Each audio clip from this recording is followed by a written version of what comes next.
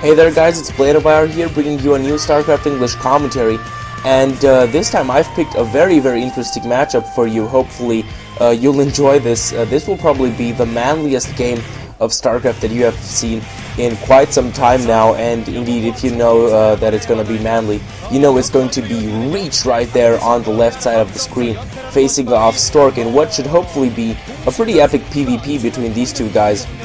This is also the first match between Airforce Ace and Samson Khan in this new format of Pro League, this Korean Winners League, which is pretty much the third round of Pro League. I will be explaining the format very quickly now. I just want to wait for the game to start so as to give you the starting position of these two very well-known Protoss players here.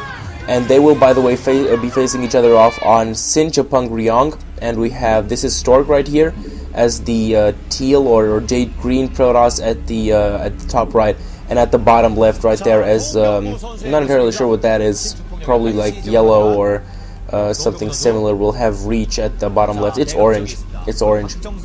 And why I hope this will be a pretty epic PvP is because, you know, Reach on one side is, you know, he's the hero toss from, you know, the old ages from 2002 when he used to win when he won the OSL back then, and also 2004 where he still used to dominate the competitions. And of course he had an incredible rating back then. This is why he still has 58.46% against toss. He was really a monster back then versus Protoss. In the meantime, of course, he has really been not necessarily in a slump, but in a kind of a continuously poor form against all races. It may have something to do with his age. You know, he is in the meantime 25. And you know, they usually say that at about 24 you should like stop being a pro because just your mechanics, your fingers aren't quick enough, and your brain also gets older and can't cope with all the thinking for necessary for the game. But you know, it's StarCraft, meaning that still Reach has a good chance simply because he has so much knowledge. He knows really what to do pretty much in every situation. Unfortunately, however, as of late, and when I say as of late, don't think that it is very that I'm speaking very you know, about very recent games, simply because his last StarCraft games date back to the mid of December, meaning that it's not very easy to say what his form right now is. But back in mid-December he wasn't playing very well against neither of the races, also not against Protoss, where he lost against Bisu back then on Neo Requiem. But you know, again, that was Bisu, so I guess that's pretty much okay. And in the meantime, both players just coming back to the game, both players trying to annoy each other, and Reach getting off a nice manly manner pylon right there. Very manly pylon in the middle of those probes, annoying Stork with that, which is of course a good tactic from him. Both players going for the gate and the core, followed very soonly by the cybernetics, by the gate and gas, followed very soon by the core, of course. So safe opening on this two-player map. They of course wanted to scout each other early on, and so any other kind of tactic would have been pretty much pointless. So coming back to the information, Reach, as I was saying, he has so much knowledge that you cannot write him off in a game, especially not against Stork, considering Stork's form as of late.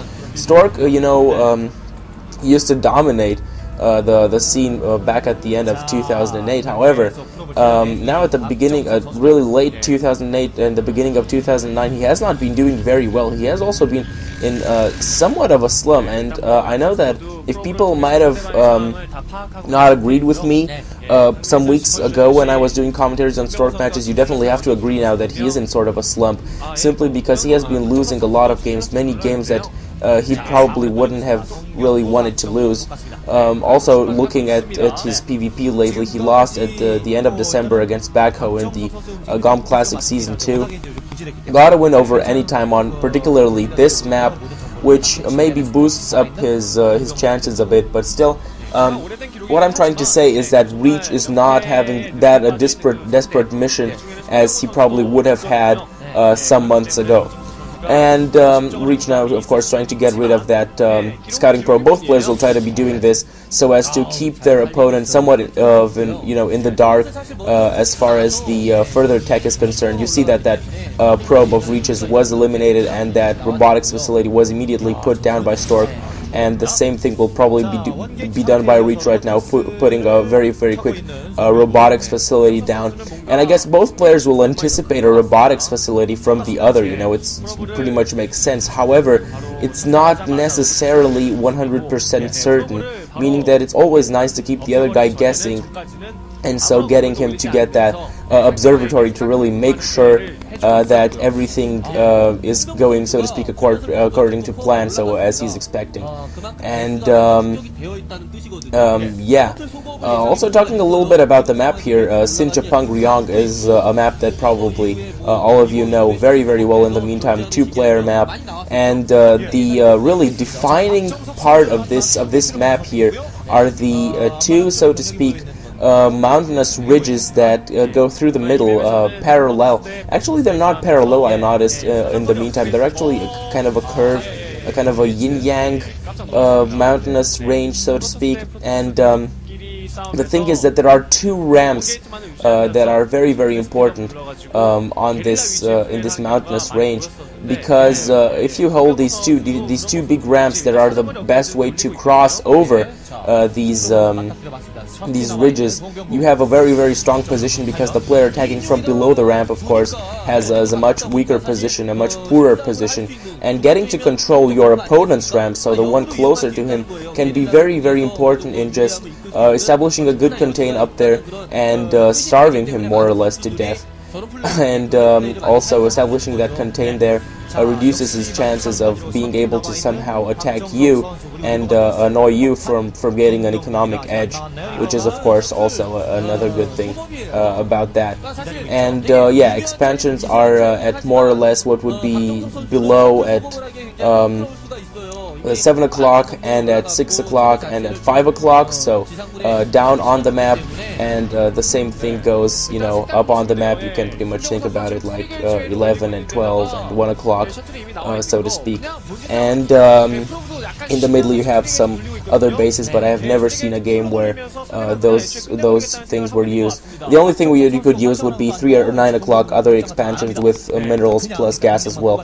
So in the meantime, now coming back finally to the game, finished with the background information, because it starts to get interesting simply because these two armies may be facing off each other very, very soon here, as we're seeing the first Reaver being out there, and Reach patrolling around himself as well. He will be getting his first Reaver very, very soon as well. I'm fairly sure of that. There you have the